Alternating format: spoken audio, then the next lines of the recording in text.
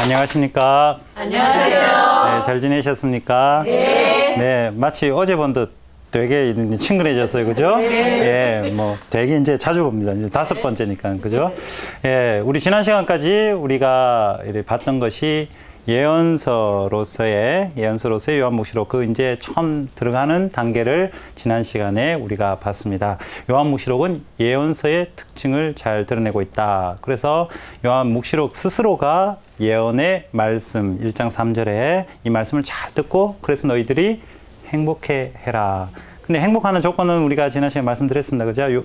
그죠? 요한묵시록 안에 어떠한 행복의 요소는 막 뭔가 풍성하게 뭔가 얻어진 것이 아니라 지금 힘들고 목마르고 그래서 힘겨운 시간을 조금씩 인내를 가지고 믿음을 가지고 살아가는 것 그 자체가 바로 행복한 것이다. 예수 그리스도 부활하신 분과 함께.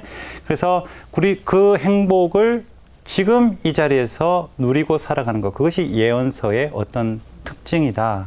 그 지금 이 자리에서 그 말씀을 곱씹고 실천하고 살아가도록 또 노력하시고 그렇게 일깨워 주신 분들이 예언자들이었다. 특별히 우리 요한묵시록에는 요한이라는 사람이 같은 형제 자매로서 고통을 함께 겪으면서 우리에게 예수님의 부활하신 분의 가르침을 우리에게 전해주셨다라는 내용을 우리가 지난 시간에 봤습니다. 오늘은 그러면 지금 이 자리라고 계속해서 제가 강조를 했는데 지금 이 자리 요한묵시록을 읽었던 당시의 그 사람들, 독자들. 제가 지난 시간에 이 책이 우리에게 있으니까 그 사람들이나 우리나 같은 독자다라고 제가 말씀드렸는데 그렇지만 그네들의 구체적인 삶의 자리가 있었을 것이고 우리들의 구체적인 삶의 자리가 있을 것이다. 이 성서를 공부하다 보면 이 삶의 자리라는 단어를 아주 강조를 많이 합니다. 뭐 독일어가 워낙 성서학에서 영향을 미친 게 많기 때문에 독일어로 시쯤 레벤이라는 말을 씁니다. 이 말 그대로 삶의 자리라는 것입니다. 계속 강조합니다. 삶의 자리를 제대로 알아야 성경을 우리가 보다 더 구체적으로 제대로 알 수 있기 때문에 요한묵시록도 역시 그 당시에 어떤 삶의 자리가 있고 그 당시에서 어떤 소위 지금 이 자리가 어땠는지를 살펴봄으로써 요한묵시록의 내용을 예언서로서의 그 내용을 좀 더 잘 알 수 있다라고 우리가 생각했으면 좋겠습니다. 자, 요한묵시록의 현재는 어디인가? 요한묵시록을 보통 리옹의 이레네오 우리 성인은 제가 몇 번 언급을 했었는데 이레네오 이분이 2세기 교보죠. 이분이 요한묵시록이 90년대 90년대에 쓰여진 것이다. 90년대라는 그 시대적 배경에는 첫 번째로 도미시아누스 황제가 다스리던 그 시절이었습니다. 이 시기를 우리 학자들 간에 많은 논란이 있는 게 박해가 있었다 없었다. 우리 네로 황제는 알죠, 그죠? 로마를 확 불사질렀던 네로 황제. 그 불사질은 자기가 해놔놓고 그 그리스도 신자들이 했다고 그렇게 덮어 씌워갖고, 그죠? 그런 황제는 우리가 잘 압니다. 도미시아누스 황제 역시 뭔가 강한 물리적인 박해. 막 사람 죽이고 막 이랬던 박해가 있었나 없었나를 가지고 자꾸 논란을 이렇게 가지고 있었는데 대부분 어떤 학자들은 당시에 그런 물리적 박해는 없었다. 근데 왜 요한묵시록은 그렇게 물리적으로 뭔가 나팔 불 때마다 뭐 확 대접 볼 때마다 확 막 이런 것들을 왜 표현했는가? 이건 나중에 차차 알게 될 것이고 우리가 지금 머릿속에 들 것은 물리적 박해보다 정신적 박해가 더 강했다. 이게 무슨 소리냐. 우리가 요한묵시록에 읽었던 당시 독자들이 어떤 시대적 상황을 살고 있었냐를 우리가 지금부터 배워나간다면 왜 정신적 박해가 더 강했는지를 우리가 알 수 있을 것입니다. 요한묵시록에 보면 우리가 첫 번째 이 도입 부분, 사람의 아들이 나타나서 뭐 황금띠를 두르고 긴 예복을 입고 이러한 장면이 딱 끝나고 2장부터 딱 펼쳐지는 것이 7개 교회에 보내는 편지들입니다. 이 편지와 서간이라는 우리 편지라는 이야기 나왔으니까 편지와 서간이라는 단어에 대해서 한번 구별 한번 해볼까요? 편지는 뭐겠습니까? 우리말로는 잘 구별이 안 되는데 편지와 서간을 왜 따로 이렇게 사용할까요? 우리 사도 바오로의 편지라고는 잘 하지 않나요? 왜 서간이라고 할까요? 뭐 그렇다고 제가 꼭 여러 구별을 해야 된다는 건 아닌데 왜 구별을 이렇게 우리가 습관적으로 하고 있을까라고 한번 생각해 보면 좋겠는 게 이 편지라고 할 때는 예컨대 연애 편지도 있을 수 있고 아버지가 아들한테 보내는 편지도 있을 거예요. 저는 아버지한테 꼭 딱 한 번 편지 받아봤습니다. 참, 우리 부자 관계 대화가 잘 안 되는 경향이 없잖아요. 근데 딱 한 편지 받는 게 군대에서 받았습니다. 구구절절 자식에 대한 사랑을 이렇게 적어 놓으셨던데 그러한 진한 어떤 가족애를 느끼는 어떤 편지를 받을 수 있고 연인끼리 혹은 또 다른 친구끼리 이 사적인 느낌이 들죠. 개인적인 안부 묻는, 그죠? 요즘은 뭐 편지 쓰는 게 워낙 안 되고, 인터넷도 구시대입니다. 인터넷도 이제 구시대고, 뭐 스마트폰, 갖고 막 서로가 보내는데, 그러한 편지는 사적인 거지만 서간이라고 말했을 때는 약간 공적인 거예요. 교회 공동체에 이렇게 전해주는, 공동체 안에서 정말 우리가 함께 고민하고 생각해 봐야 되는 것. 그것을 우리가 서간이라는 표현으로 한번 이해해 볼 수 있다. 자, 요한묵시록 역시 서간이 2장, 3장에 걸쳐서 등장을 합니다. 누가 보내느냐? 누가 보내느냐? 우리가 나중에 서간 또 구체적으로 한번 분석을 한번 해볼 겁니다. 근데 누가 보내느냐? 각 교회에 보내는 서간마다 표현이 다 아주 다양해요. 뭐 처음이고 마지막이고 또 뭐 죽음이 승리를 어쩌고 이렇게 여러 가지 표현인데 한마디로 표현하자면 1장에 나타난 사람의 아들이 다양하게 표현돼서 등장이 됩니다. 사람의 아들은 곧 예수님. 예수님이 보내시는 거예요.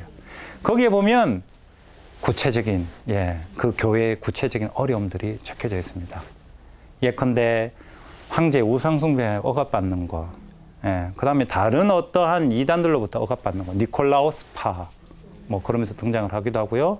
또 자기들끼리 이렇게 상거래를 하는데 동업조합을 형성해서 또 우리 그리스도인들을 박해하는 것. 또 이상하게 또 우리 교회 공동체 안에서의 또 문제가 있었습니다. 주교의 아내라고 우리가 보통 해석이 되는 어떤 여자가 이제벨이라고 하는데 이제벨은 구약의 인물입니다. 그것을 이제 신약으로 가지고 와서 우리도 왜 나쁜 사람 하면 뭐와 같다라고 비교하는 것처럼 이제벨이라는 이름 써가지고 그러한 사람이 우리 교회를 막 혼란시킨다. 이러한 것도 되게 구체적인 내용들이 물론 형상을 자꾸 이렇게 묵시적인 걸 쓰기 때문에 우리가 잘 못 알아듣는데 한번 분석해 보면 바로 그 당시 7개 교회가 가졌던 구체적 현실의 문제들을 서간, 7개 서간에서 우리에게 알려주고 있는 것입니다. 자, 2장에서 3장까지도 구체적인 현실이고요. 또 4장부터 또 막 하늘이 열리고 이러니까 이제 하늘로 갔구나. 이제 땅은 이제 모르겠다. 구체적 현실은 모르겠다고 생각하면 좀 오산인 게 그 묵시 문학적인 여러 표징으로 또 땅의 문제를 예컨대 11장에 보면 두 증인이 막 세상 사람들 살해되고 그러나 사흘 반 만에 또 살아나고 하느님의 영이 숨이 들어가서 살아나고 이런 모습들. 그리고 우리가 또 뭐 어린 양이 이제 또 저 뒤에 19장에 가면 이 백마탄 기사로서의 어떤 등장하는 것. 현실의 모습. 그 다음에 또 우리 이 어린 양이 또 살해되는 모습. 5장에도 살해되는 모습이 예수님을 어린 양을 하는데 예수님의 죽음을 의미하는 것이고요. 또 우리가 어떻게 보면 유다인들을 또 미는 사탄의 무리라는 게 서간에 또 그런 단어 등장합니다. 사탄의 무리를 유다인을 지칭하고 있거든요. 유다인의 갈등. 그리고 더 큰 건 악의 무리 13장에 나타나는 바다에서 올라오는 짐승, 땅에서 올라오는 짐승. 이것은 로마를 지칭. 또 18장에 대탕녀, 그 바빌론 로마 제국 자체를 의미하거든요. 그러니까 이러한 표현들이 그 당시 그 시대에 살았던 사람들이 실제 겪었던 삶의 어려움을 다 여러 가지 상징으로 표현해내고 있다는 것입니다. 자, 왜 이런 다양한 이렇게 뭉시적인 어떤 이런 우리가 알아듣지 못하는 표현들로 이렇게 표현을 했을까? 그러나 당시 사람들은 척하면 척이에요. 그것을 다 알고 있었다. 자, 지금 제가 한번 간단하게 제가 말씀드려 볼게요. 빼앗긴들에도 범은 오는가? 너무 잘 아는 거죠.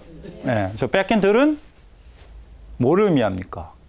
우리 이 식민지를 살아가는 우리나라는 범은 해방을 우리 다 알고 있지 않습니까? 모르시면 국어 시간에 좋으셨거나 그러니까 이런 것을 다 알고 있는 당시에 그 사람들도 독자들도 이렇게 형상으로 표현했지만은 다른 표징을 표현했지만은 들으면 안다. 그래서 666이라는 숫자. 이것도 어떤 사람을 지칭하는데 여러분 한번 생각해 보십시오라고 요한묵시록 이야기합니다. 생각하면 안다는 거죠. 이걸 가지고 있으면. 예, 예. 장식품이 아닌 생각을 가지고 있으면 다 할 수 있는 쉬운 것들이었단 말이죠. 그래서 구체적인 현실에 그런 것들을 암시적으로 상징 안에 다 담았다. 자, 지금 우리 그래서 구체적인 현실, 요한묵시록의 독자들이 처한 구체적 현실, 그리고 그 역사가 어떤 역사였는가 5가지로 한번 정리해서 한번 살펴보도록 하겠습니다. 첫 번째, 요한묵시록의 이 독자들이 이런 어려움, 이거 참 안타깝다, 너무 슬프다. 예, 이곳에 첫 번째 사건이 있었습니다. 요한묵시록의 독자들이 머릿속에 아주 강하게 각인된 것. 이거는 우리가 예수님에 대해 예수 그리스도에 대한 것이 요한묵시록에 그것을 표현하는 것이다 해서 예수 그리스도 호칭들 이야기할 때 가장 중요하게 언급했던 어린 양. 어린 양이 어떻게 등장합니까? 살해되어서나 서 있다. 죽었으나 부활하신 예수님을 드러낸다. 그래서 이것이 암시하는 바가 뭐냐? 요한묵시록을 듣고 읽고 했던 그 독자들은 예수 그리스도의 죽음이라는 그 역사적 사건을 아주 마음속에 담고 있었다. 그 예수님의 죽음. 예, 우리가 뭐 이 날짜를 정하고 언제 돌아가셨느냐 뭐 이렇게 우리 생각하는데 요한복음의 관점에서 보면 대략입니다. 성서는 연도가 정확한 게 예, 있을 수도 있고 없을 수도 있고 그냥 대략 우리가 짐작해 봅니다. 예, 30년 근데 4월 한 17일 정도가 아닐까. 이건 왜냐? 파스카 이 과울절과 연결돼서 한번 따져보면 그럴 것이다라고 짐작을 하게 되죠. 이 사건이 자 예수 그리스도를 우리가 믿고 따르려고 하는 우리 그리스도인으로서 그분이 돌아가심이 얼마나 안타깝겠습니까? 그죠? 예, 물론 부활하셨고 그분에게 믿음을 둔다고 하지만은 만져지지 않고 내가 정말 이렇게 함께 하지 못하는 그런 예수님. 예, 그래서 요한복음도 거의 요한묵시록 같은 시대에서 적기 때문에 부활하신 예수님을 표현할 때 토마스야 너는 나를 보고서야 믿느냐? 날 보지 않고 믿는 사람은 행복하다. 근데 고전에 제자들한테 손발 다 보여주셨거든요. 이게 뭐냐? 실제 예수님께서는 우리와 함께 살아가셨던 바로 그분이 부활하셨다라고 강조하기 위한 것이죠. 그래서 그 요한복음이든 요한묵시록이든 쓰여졌을 그때는 이 실제 살과 그 정말 십자가에 못 박힌 그 예수님이 안 계신 거예요. 얼마나 안타깝겠어요. 그러니까 요한복음에 토마스야 너는 보고서야 믿느냐 보지 않고 믿는 사람 행복하다라고 요한복음이 그렇게 적었던 거예요. 예. 우리 믿음으로 그 살로 체험을 못하지만은 이렇게 부딪히지는 못하지만은 그 예수님 믿음을 가지고 꼭 붙들어라라는 그런 어떤 바람이 요한복음에 적혀져 있는 것입니다. 자, 첫 번째 그 어린 양의 모습을 통해서 예수님의 죽음에 대해서 요한묵시록은 구체적 현실을 이야기하고 있고요. 두 번째, 아이쿠야 이제 예수님 돌아가시고 사도 바오로가 뭐 합니까? 사도 바오로가 바로 전교하죠. 성경 신약 성경에 제일 먼저 쓰여진 것은 데살로니가. 여기 역시 공부하신 우리 시청자분들께서도 다 그렇게 대답을 딱 하시면 모르겠습니다만은 가끔씩 이렇게 신약 성경 중에 제일 먼저 쓰여진 것은 마테오복음입니다라고 이야기하시는 분들이 간혹 있어요. 제일 먼저 있죠. 성경 안에 먼저 쓰여진 게 데살로니가. 그게 뭐냐? 서간이 먼저 쓰여졌다. 부활하시고 떠나시고 우리 곁에 살과 피를 가지고 안 계시는 그부터 우리 교회가 우리 그리스도인이 했던 것은 부활하셨다. 주님 부활하셨다. 설교하기 바빴던 거예요. 정교하기 바빴던 거예요. 그 정교를 막 해나가면서 막 하다 보니까 이 목격 증인들, 그죠? 실제 예수님을 바라봤던 증인들이 어떻게 됩니까? 하나 둘씩 이제 없어지고, 큰일 났다. 빨리 예수님이 어떻게 살았는지 기록해야 되겠다. 라고 했는 것이 복음서들이죠. 그래서 70년 이후부터 쓰여진 게 복음서죠. 그래서 제일 급했던 것은 부활하신 예수님 먼저 전하는 것. 그 전하다 보니까 어떻게 사도 바오로가 가장 대표적인 인물이었죠. 이 사도 바오로가 이 대표적인 인물이라고 하니까 갑자기 탁 떠오르는 이야기가 프랑스에 있을 때 봤던 어떤 영화예요. 영화인데 이거는 복음 적인 영화인 줄 알고 들어갔다가 이 완전히 아니구나라고 제가 받는 건데 아주 우스운 이야기인데 이게 무슨 옛날부터 이렇게 믿지 않는 이들한테 전통상 있었던 그런 이야기입니다. 예수님이 십자가에 딱 못을 박혔어요. 그냥 부활하셨잖아요. 하시니까 우리가 이제 정규를 따갔는데 못을 턱 박히시고 난 후에 밑에서 우리 복음서 뭐라 그럽니까? 로마 병정하고 막 이야기를 네가 하느님의 아들이면 한번 내려와 봐라. 그러고 막 이렇게 약 올리죠. 약 올리니까 예수님이 탁 박혀 있다가 열 받으신 거예요. 영화입니다. 이거 복음이 아니고 영화입니다. 영화. 내려가 마라 이거 하면서 이제 화가 나신 거예요.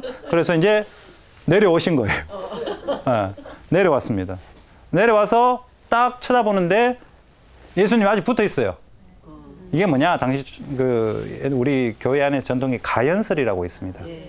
우리 다 아시는데 아플 때는 살짝 빠져 있다가 영광스러울 때는 살짝 이제 육신의 몸이 들어가는 그런 어떤 빈 껍데기로 실제 예수님이 살과 피를 가진 참 인간이 되신 것이 아니라 인간의 껍데기만 빌려왔다는 거죠. 그러니까 그 2단에서 출발해 영화를 만드는 거기 내려오셔갖고 보고 이제 떠나시는 거예요. 아휴, 내가 부활해야 되는데 하는 아버지의 뜻에 따라서 이렇게 완전히 죽어야 되는데 죽지 않고 내려오고 그러니까 털레 갑니다. 밑에서는 울고불고 난리 났습니다. 그 십자가에 가짜로 박혀 있는 예수님한테는. 그런데 예수님 혼자 이제 터벅터벅 하시는 거예요. 터벅터벅 하시니까 어디로 갔겠습니까? 너무 외롭고 힘들고 할 때 보통 어디로 갈까요? 마리아 막달레나한테 가는 거예요. 우리가 다빈치 코드라는 그 소설도 이래 보면 소설입니다. 소설. 이런 단편적인 이단의 이야기를 엮어가지고 마치 그 있었던 이야기처럼 그렇게 꾸며놓는데 그런 이야기를 다 주워서 이렇게 한 거예요. 마리아 막달레나한테 가가지고 마리아 막달레나 하고 결혼을 해요. 결혼하고 알을 놓습니다. 알을 했는데 남매를 낳은 거예요. 남매를. 그러니까 이제 오손도손 산에 오두막을 짓고 이렇게 살아가고 있는데 하느님이 보니까 가짠치도 않는 거예요. 가짠타라는 말이 이게 사투리입니까? 표준말입니까? 아직 제가 모르겠는데 하여튼 너무 황당한 거예요.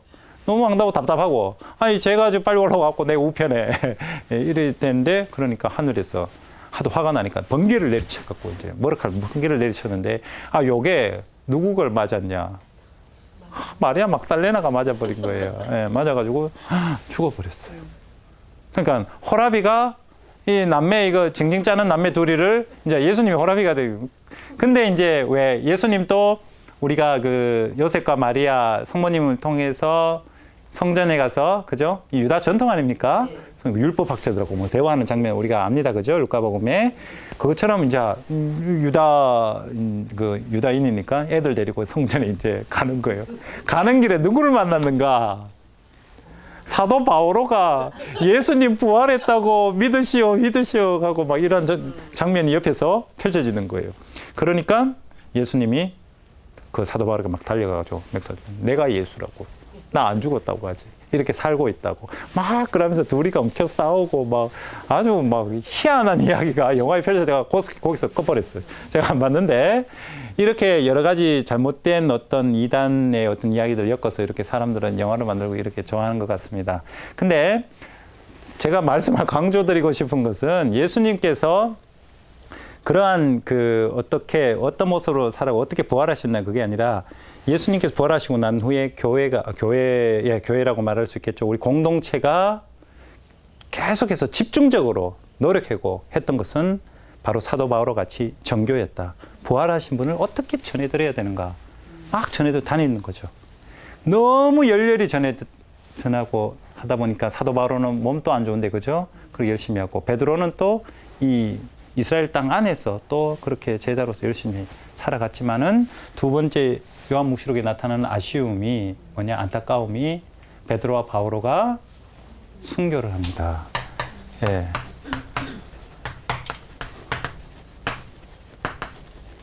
뭐 64년, 뭐 65년, 뭐 정확하게 그 시기는 우리가 다 꼬집을 수 없습니다만은 베드로와 바오로가 순교를 하는 것. 이것 11장의 두 증인, 하느님 말씀 때문에 증언하다가 목숨을 잃는 그 어떤 모습도 우리에게 암시적으로 보여주고 있다. 세 번째 요한묵시록에 등장하는 시대적 배경은 무엇이냐? 예, 이것은 그 유다인들과 그리스도인들의 어떤 그 갈등, 그 바로 직전에 지금 여기서부터 벌써 갈등들이 계속 펼쳐집니다. 예, 유다인의 유일하신 하느님인데, 아니, 하느님이 땅에 오셨다. 땅에 오셔가지고, 뭐, 하느님 나라를, 하느님 말씀 온전히 선포하고 가셨다. 부활하셨다. 이러니까 유다인의 갈등은 시작됐죠. 그 갈등의 틈바구니에서 아주 큰 사건이 하나 일어납니다. 엄청난 사건이 일어났는데, 유다 1차 항쟁이 그것입니다. 이게 유다 1차 항쟁이 70년에, 66년부터 시작을 하는데요. 70년에 유다 1차 항쟁이 일어납니다. 예, 66년에 70년까지 1차 항쟁. 2차 항쟁은 135년. 135년에 완전히 이 이스라엘이라는 것이 망해서 외국으로 떠돌게 되는 것이죠.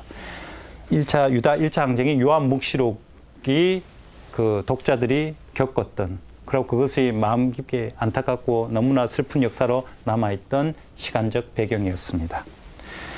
네 번째로, 아까 제가 말씀드렸던 그렇게 유다인들 세계 안에서 또 유다계 그 외국에 있었던 그 사람들, 소아시아 그쪽에서 부활하신 예수를 전하다가 가장 강하게 부딪히는 어떤 부류가 있었으니 유다인과의 그런 갈등인 것입니다.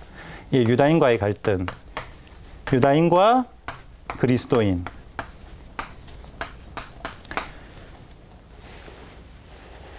요한묵시록 2장에 나타나는 서간에도 유다인들을 가리켜 사탄의 무리라고 그렇게 표현합니다. 우리가 사탄이라는 단어를 들으면 머릿속에 뭐가 떠오르세요? 귀신, 더러운 영, 막 희한하게 막 이런 모습도, 그죠?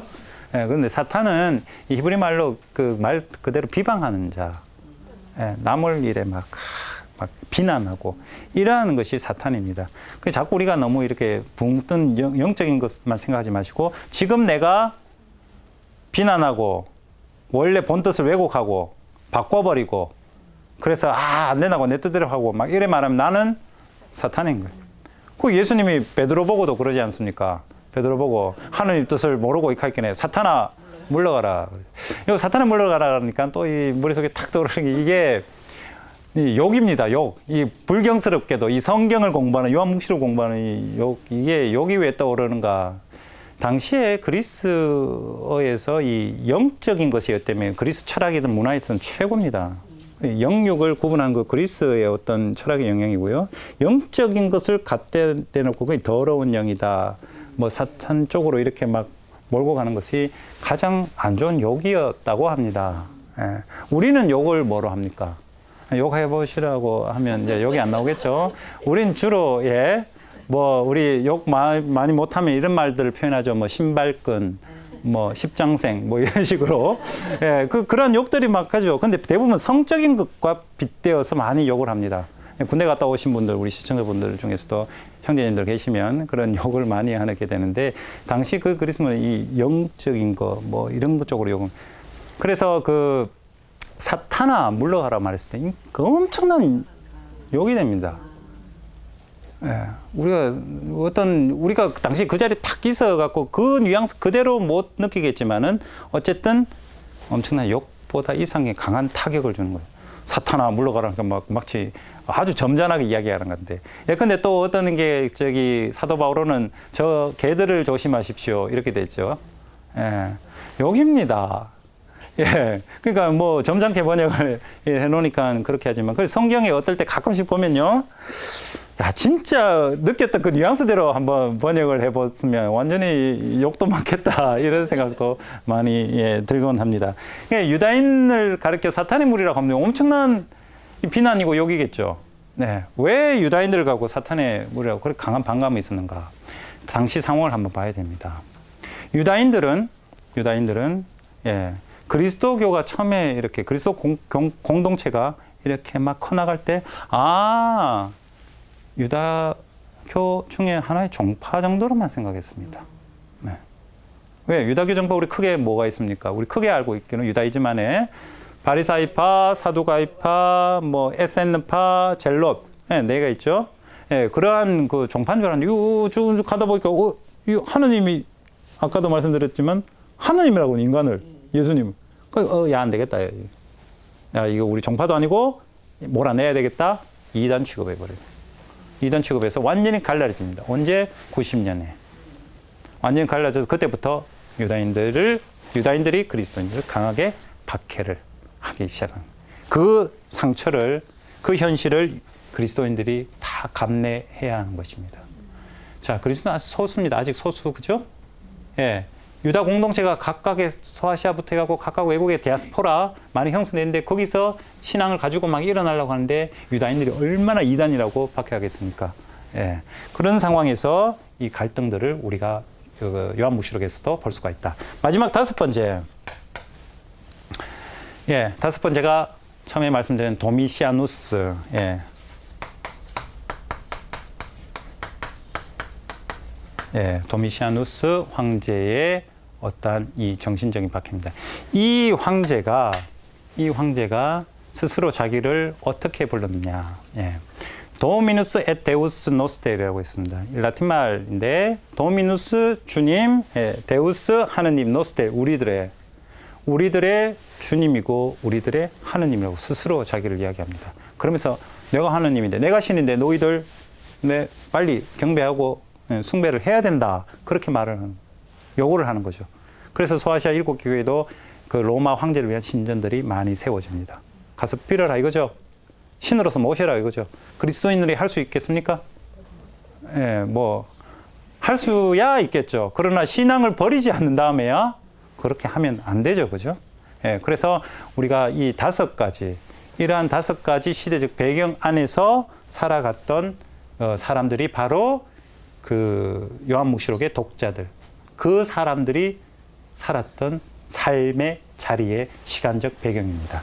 예수님의 죽음, 베드로와 바오로의 순교, 유다 1차 항쟁, 유다인과 그리스도인의 갈등, 도미시아누스 황제의 박해, 이러한 것들이 우리가 요한묵시록을 삶의 자리를 이해하는 데 아주 중요한 포인트가 됩니다. 그래서 여기서 이제 이러한 로마와 크게 봤을 때는 이 예수님께서 돌아가시고 베드로와 바오로가 순교했는 것, 이 순교는 누구 때문에 순교를 했습니까? 예수님 때문에 순교지만은 이 순교가 본격적으로 순교를 한 것이 어디서 로마에서 순교하지 않습니까? 그래서 우리 로마 가톨릭에서 중요한 교회가 된 것이 뭐 때문에 우리가 너무나 존경해야 할 예수님의 제자로서 그분과 너무나 열정을 가지고 선교하신 이 바오로, 그분들이 순교하신 자리이기 때문에 로마 교회가 그렇게 처음부터 초세기부터 이렇게 대우를 받고 우리 로마 가톨릭의 중심이 된 것이죠. 이 로마 때문에. 예. 그 다음에 유다 1차 항쟁, 이거는 유다의 어떤 역사지만 유다인과 그리스도 갈등, 도미시아누스 로마. 큰 두 축으로 보자면 로마와의 관계와 유다인들과의 관계가 이 두 축이 요한묵시록을 읽는 독자들에게 있어서 중요한 대립되는 두 축인 거예요. 그죠? 그래서 요것을 가지고 요한묵시록 전체를 한번 구성을 보면 아주 쉽습니다. 예.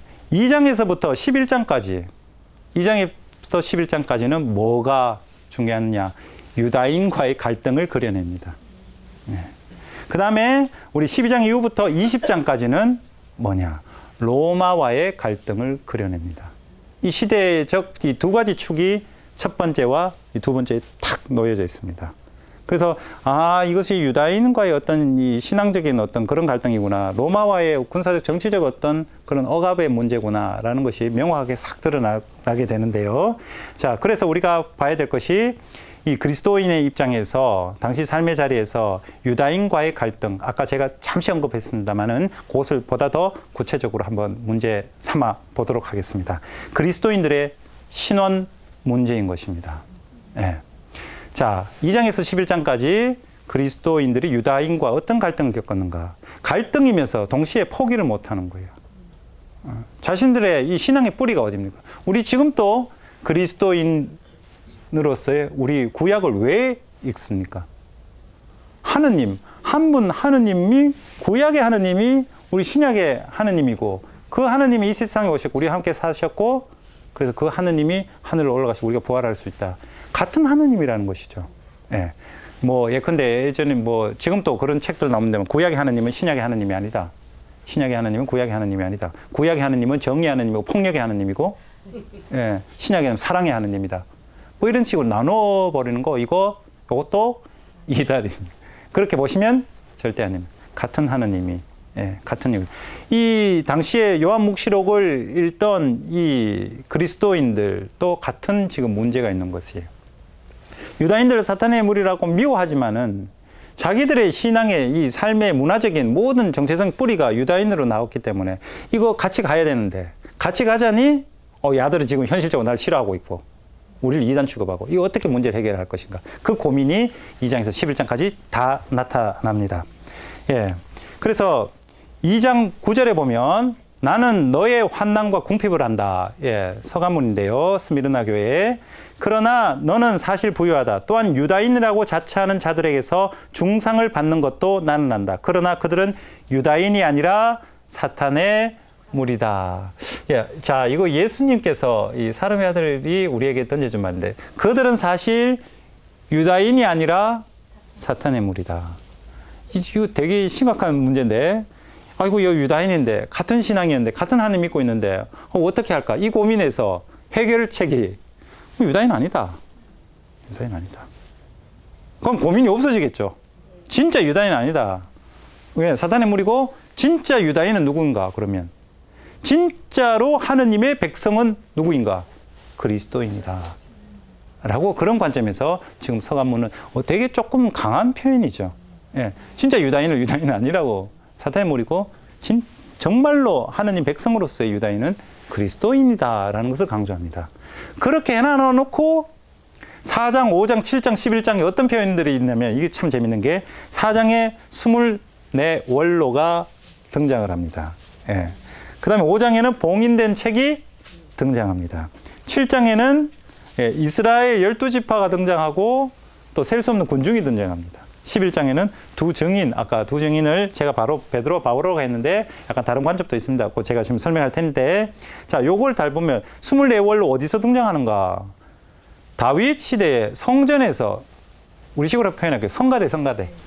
예, 24월로가 막 이제 악기도 연주하고 노래도 하고 뭐 그랬겠죠. 예, 성전에 봉사하는 그룹이에요. 24월. 자, 이게 유다인 아니다고 다 이렇게 뭐 아닌 거 없는 존재처럼 이야기하고 그리스도인만이 참된 하나님 백성이다 그러면 구약 전통 싹 다 어떻게 해야 돼요? 무시해야 되죠. 유다인들이 우리 괴롭히니까 현실적으로. 근데 무시하지 않고 요한묵시록 저자는 이것을 사용한단 말이죠. 그래도 손잡으려고 같이 하려고. 예. 그래서 24원로라는 표현, 하느님의 오좌 주위에서 하느님께 참미 찬송을 드리는 그 역할을 맡긴 24원로. 다윗 전통, 다윗 시대의 그 모습을 가지고 오고 있죠. 그 다음에 5장에 봉인된 책. 이 두루마리. 예, 제가 간단하게 설명드렸습니다만은 우리 5장 텍스트 구체적으로 볼 때 더 구체적으로 보겠습니다. 이 안에 적혀 있는 것은 보여지지 않고 바깥에 적혀 있는 건 보여준다. 이미 보여지는 것은 구약의 전통이다. 감추어진 것은 예수 그리스도만이, 예, 그래서 어린 양만이 열 수 있다. 어린 양만이 보여줄 수 있다. 그래서 신약의 어떤 내용이다. 그래서 자, 구약과 신약이 만나죠. 유다인이 싫어서 무시하고 걔들은 유다인이 아니다 그러면 구약이 필요 없을 건데 같이 엮어놓고 있는 그 요한묵시록의 어떤 저자의 모습을 보게 됩니다. 7장에 더더욱 이스라엘 백성을 지칭하는 12지파, 12지파. 이 12지파는 유다인 자체죠. 그죠? 유다인 자체를 가지고 와가지고 얘들만 이야기하자면 그리스도인으로서 자존심 상할 거 아닙니까? 그래서 이 12지파에서 14만 4천 명이 나오죠. 그 다음에서 7장에 또 뭐가 나오면 셀 수 없는 군중을 이야기합니다. 셀 수 없는 군중. 예.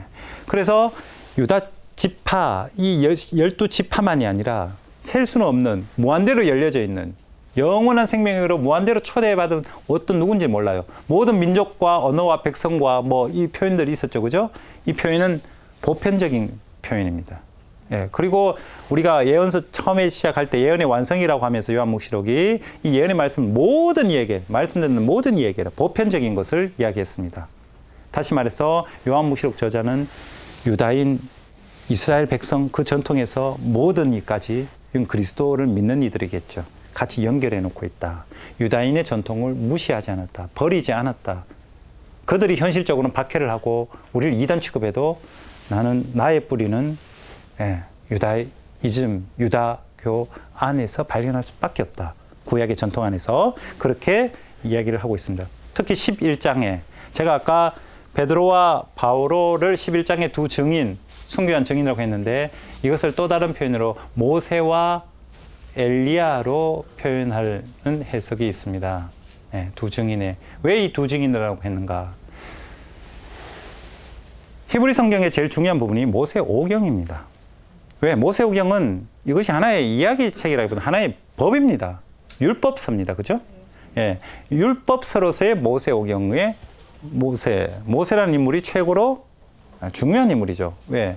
시나이산에서 십계명을 받았다고. 물론 시나이산에서 십계명을 그대로 탁 받았다기보다는 십계명은 율법 전체를 요약하는 요약문입니다.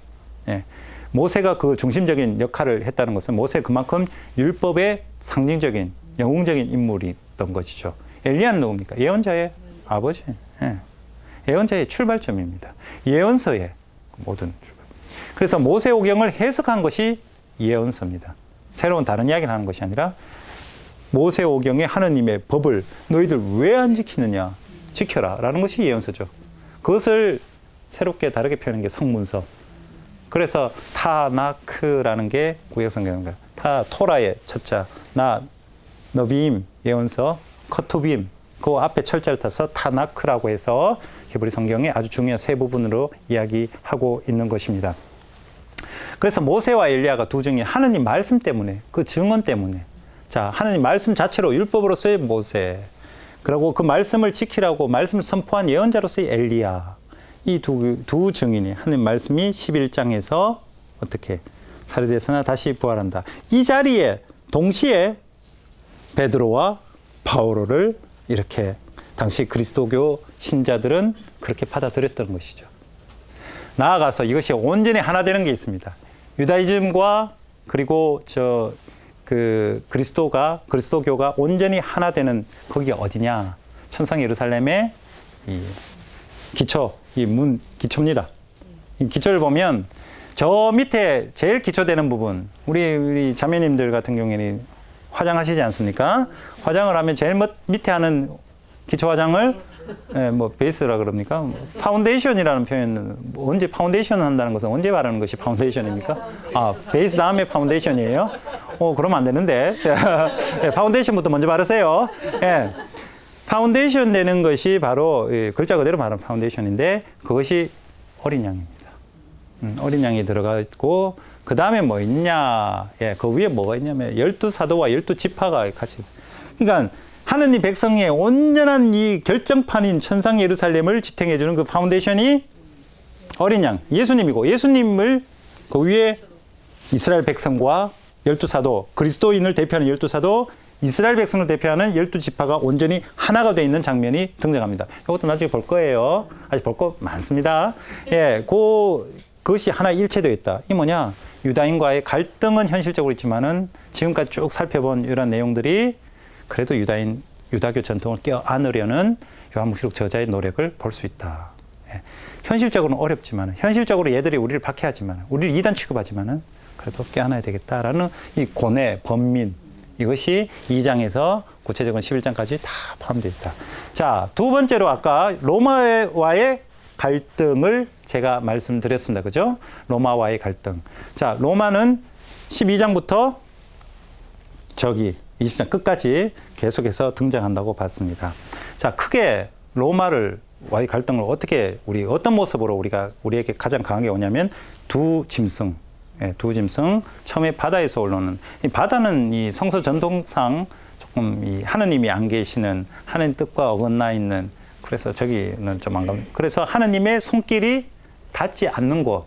그 우리 왜 창세기의 첫 구절이 태초에 하느님께서 하늘과 땅을 만드실 때 어떻게 물 위에 뭐 하는 명이 떠들고, 그러니까 하느님 그 손길이 딱 들어가면서 빛이 생겨나게 해서 이제 자리를 잡기 시작하는 거예요. 그죠? 그 전에 하느님이 안 계시는 것을 바다, 그 바다를 오히려 죽음, 뭐 이렇게 표현합니다. 예, 그래서 이 바다에서 올라오는 괴물, 죽음에서 올라왔다. 이 올라온 괴물이, 이 짐승이 뭐를 하느냐? 거기 쓰인 용어들을 보면요. 이 그리스말 용어들을 보면 전쟁할 수 있는 권한이고 이런 걸 보면 군사적인 힘을 상징합니다. 어디에 군사적인 힘인가? 예, 로마의 그 로마 제국의 군사적인 힘을 상징하는 것이 바로 바다에서 올라오는 괴물이에요. 근데 두 번째 나타나는 게 땅에서 올라오는 괴물인데 이 괴물이 괴물이라니까 조금 자꾸 이런 짐승이 하는 그 일이 뭐냐면 이 비방하는 것, 예, 고발 고소, 막 헐뜯는 것. 아까 사탄이라는 단어를 제가 말씀드렸죠. 그 역할이 그 땅에서 올라오는 짐승에게 부여됩니다. 요거는 종교적인 로마의 힘을 상징합니다. 거짓된 것을 자꾸 황제 숭배를 자꾸 강요하는 것. 황제 숭배는 요한묵시록 저자의 입장에서 봤을 때는 하느님을 모독하는 행위였던 것이죠. 로마가 그것을 황제 숭배를 강조한다는 것은 하느님을 모독하는 것이다. 예, 그래서 땅에서 올라오는 그 짐승에게 모독하는 언사가 그 능력이 주어졌다고 황제 숭배를 지칭하는 종교적인 어떤 힘을 말합니다. 이 두 개가 어디에 만나면 18장에 대탕녀 바빌론이라고 무너지죠. 왜 바빌론이라고 했는가? 왜 바빌론? 철천지 원수거든요. 예, 로마를 지칭하는데 시대적으로 왜 바빌론이라는 그 나라 이름을 꺼지면 바빌론 이미 없어진 나라예요, 그죠? 예, 요한묵시록에 등장했던 시기에는. 그러나 이 50년 유배 생활, 그것이 이 마음 안에 꽉 차가 있는 거예요. 꽉 차가 있으니까 바빌론, 아유 저거 바빌론 같은. 예, 그렇게 로마를 지칭하면서 그것도 탕녀와 예. 근데 이 표현에서는 제가 잠시 머뭇거렸습니다. 왜 창녀라는 표현을 로마의 이 못된 사람에게 보이는가? 예수님은 마리아 막달레나 뭐 이렇게 창녀와도 친구가 되셨던 분인데 여기는 약간 조금 요한묵시록 약간 겨루는 느낌 있죠? 요한복음도 마찬가지입니다. 유다인과 계속 이렇게 조금 대립하는 구조가 요한복음에도 많아요. 요한계문헌 자체가 이 당시에 이 유다인과 그리스도인의 갈등 구조에서 나왔기 때문에 그렇게 대립적인 모습이 많이 등장하는 거예요. 그러나 예수님은 다 사랑으로 보듬으려는 모습이 있는데, 아무튼 돌아와서 대탕녀 바빌론이 완전히 무너지죠. 군사적이고 종교적인 힘을 가졌던 두 짐승이 바빌론, 곧 로마고, 로마는 다 무너집니다. 뭐에 의해서? 19장에 등장하는 백마탄 기사, 그 날카로운 말씀으로 인해서 모든 것들이 무너지고 나중에 천상 예루살렘이 우리에게 이렇게 내려온다. 그것으로 이제 완성이 되는 것.